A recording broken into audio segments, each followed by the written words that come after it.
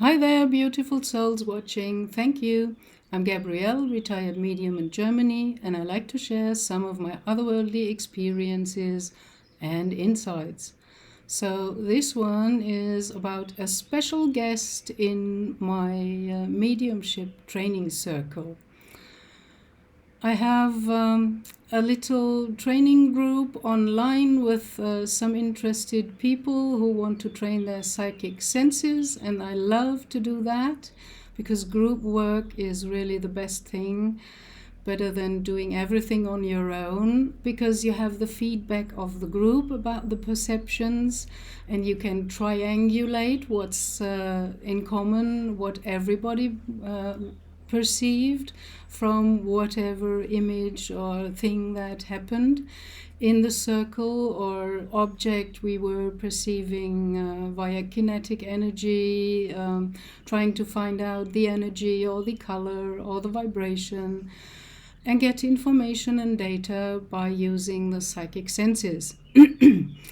So I had this story about the ghost who was ringing the doorbell. Made a video about that, and after this being could be helped into the light and understood that he misunderstood, because of love for his family, he wanted to stay around and did not enter into the light.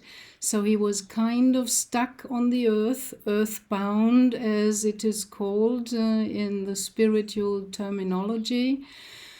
But he was a very bright and light soul, and he was losing his energy staying around for some years, being close to his loved ones. And after I told him, just go into the light, ask your guides, or I can call some angels for you to accompany you, because then you are free to come and go as you like and have a look at your family and watch them and be with them, your loved ones. But if you stay around, then you're bound to this place, the earth, and you're going to lose the energy you have because you don't kind of recharge your batteries in the light. And if you go into the light, that was the misconception. He thought he could not come back and look over his family and watch over them. So after I told him that, he whoosh went off into the light and came back later, kind of saying thank you and showing me a thing which I did not understand in the first place, because he was dancing, and I already got the feeling, why is he dancing so expressively, as if this is something special? And then I heard from the family, yes, that was something special, because this man spent his whole last years in this life sitting in a wheelchair and he couldn't use his own legs. So now on the other side, being back into the light, he was so happy and proud of his etheric legs that he could use them, and he was coming and showing this in a little dance. And that's how the family as well recognized him, and he got a feeling I perceived was like a kid in a candy store. He was all curious and all interested in all the spiritual stuff.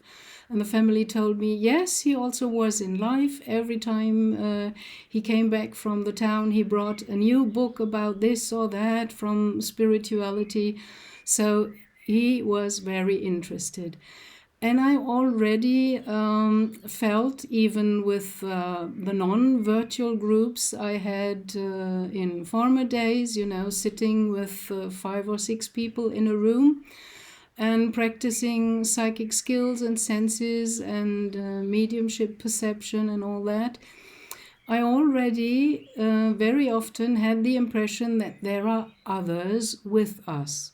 Not only for safety, maybe some angels or light figures or higher selves or guides, but also kind of these, as I perceive them, translucent, half-gray figures that are usually, in my perception, the spirits of deceased loved ones.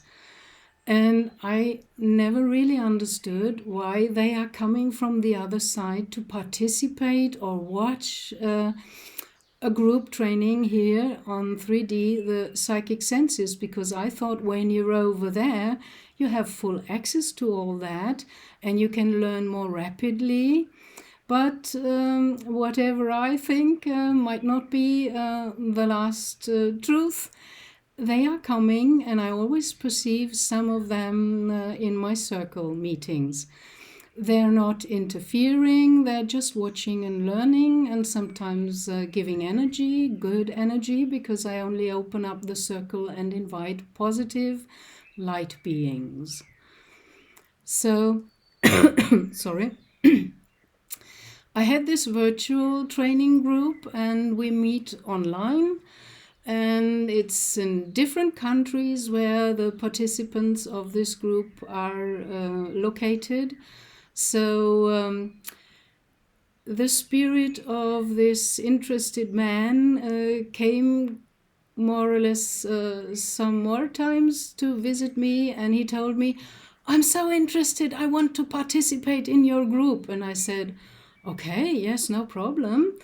But he wanted more than just look and watch. He wanted really to participate.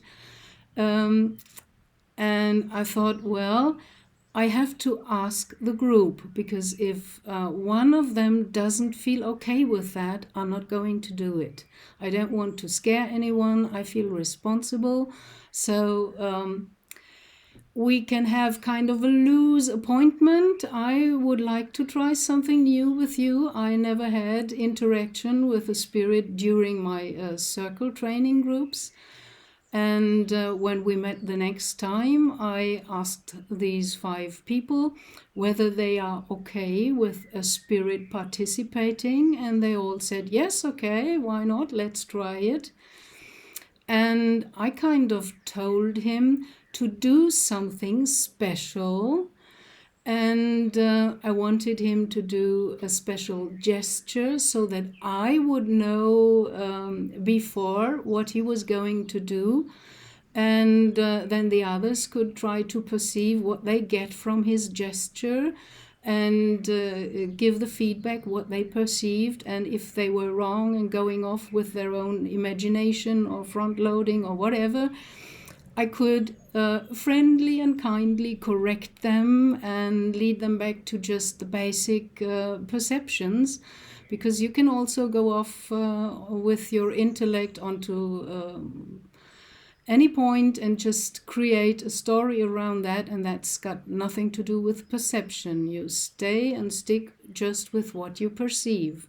You don't interpret before, you just repeat your perception. No interpretation and no great story. Mostly it's just short words and descriptions. So I created kind of a virtual room, and I told the people from the group, imagine we are all sitting. Distance is not important, whether you sit in Germany, in India, in the US, in Canada, or Spain, or wherever. We create this virtual room where we imagine we are all sitting in one room, like in a circle, forming a circle. And into the middle of the circle, we invite now this spirit to practice with us. And let's see, I asked him to do something, and I want you to close your eyes and feel into, kind of with your inner eye, looking into the middle of our circle that we formed in the virtual room, whatever you can perceive. And the thing was, well, how to put that? I asked him to do a special gesture. But the thing is, I'm kind of a rebellious soul as well. And whenever I watch on TV some of these ghost hunters or people that go with measure devices and instruments into haunted places, Some really with a good motive, they want to help either the owners of that place or maybe to free stuck souls or whatever. And then they have their instruments, their EVP measure devices, and they ask a spirit, uh, can you do something? If you touch this device, then the green light will light up and we know that you are really there. Can you please do that? Okay. Being asked one time, many spirits do that, and then the light is going up, and the EVP guys say, oh, yeah, really, the light, so there is someone there. But it seems as if they're not really believing that it's real. And then they ask the spirit, can you do it again, please? Which is kind of boring for me to do as you're told, touch 2 or 3 times to make this one in this 3D world believe that there is really a ghost on the other side, not visible to our eyes, but sometimes measurable with these special devices. So I think he was rebellious as well because he didn't do what I asked him to do. And we all closed our eyes and we kind of focused into the center of our virtual circle. And I saw him doing something else. So I thought, okay, I can understand that because I also get bored when I watch these TV movies and the ghosts are asked, can you do it another time? Can you do it a third time to prove? That's kind of unnecessary, I think, and I would be bored or maybe even a bit embarrassed as a spirit as well. So, and then I asked the participants of my group what they perceived. And that was so interesting, you know. One perceived just swirling energy that was circling around in the middle. And other ones saw arms and legs really like a figure and said, there is someone dancing. So he was doing his dance again instead of touching one on the shoulder, what I had asked him to do. And they all got kind of the right thing, and then I resolved the puzzle because I didn't tell them in the beginning what or who, and I explained then who that was. It's the deceased loved dad of one of the participants of the group. From the video, the spirit who rang the doorbell to get the attention of his family. And he was showing his dance because now he's out of the wheelchair in the light and he can use his legs to dance. And he was also conveying some kind of happy feeling. Some people got the color, you know, they got colors of just light and bright colors signalizing happiness, and they got the movement. Some even got the figure turning and dancing, and one only got, that's not really only got, she got the energy. She can see the energy. She saw kind of energy moving, swirling around as little clouds or pieces of mists that were turning and swirling. So, I've never done that before. I knew that they came and watched, but I never had an exercise like that in a group with a participant from the other side really interacting and doing something and showing and participating in a special exercise. So, I really liked that. And I think he also liked it, and he was very happy afterwards. And thanked me and the group. I got the feeling of that. And the group also liked this exercise, and we had a fun time with that, and a lot of laughter and happiness and good feelings, good energy. And it was also a good exercise. What are you perceiving?